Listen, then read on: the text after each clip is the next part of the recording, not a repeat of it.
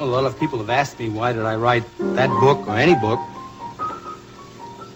All the stories I wrote were true because I believed in what I saw. I was traveling west one time at the junction of the state line of Colorado, its arid western one, and the state line of poor Utah.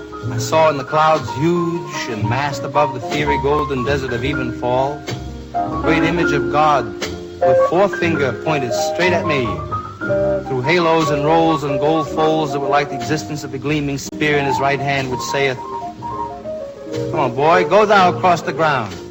Go moan for man. Go moan. Go groan. Go groan alone. Go roll your bones alone. Go thou and be little beneath my sight. Go thou and be minute as seed in the pod. Go thou, die hence. And of this world report you well and truly." Anyway, I wrote the book because we're all gonna die. In the loneliness of my life, my father dead, my brother dead, my mother far away, my sister and my wife far away. Nothing here but my own tragic hands that once were guarded by a world, a sweet attention, that now are left to guide and disappear their own way into the common dark of all our death.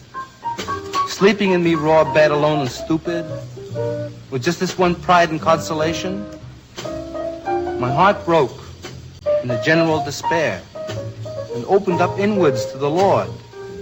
I made a supplication in this dream. So in the last page of On the Road, I describe how the hero, Dean Moriarty's come to see me all the way from the West Coast just for a day or two. We've just been back and forth across the country several times in cars, and now our adventures are over. We're still great friends, but we have to go into later phases of our lives. So there he goes, Dean Moriarty, ragged in the moth-eaten overcoat he brought specially for the freezing temperatures of the East, walking off alone, and last I saw him, he rounded the corner of 7th Avenue, eyes on the street ahead, and bent to it again. Gone.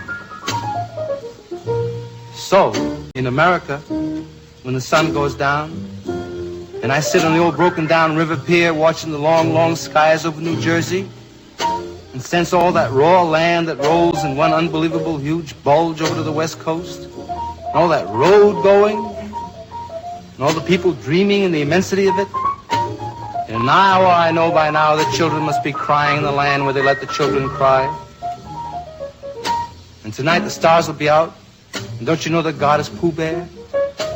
The evening star must be drooping and shedding her sparkler dims on the prairie, which is just before the coming of complete night that blesses the earth, darkens all the rivers, cups the peaks, and folds the final shore in. Nobody knows what's going to happen to anybody besides the forlorn rags of growing old. Think of Dean Moriarty, I even think of old Dean Moriarty, the father we never found. Think of Dean Moriarty, I think of Dean Moriarty.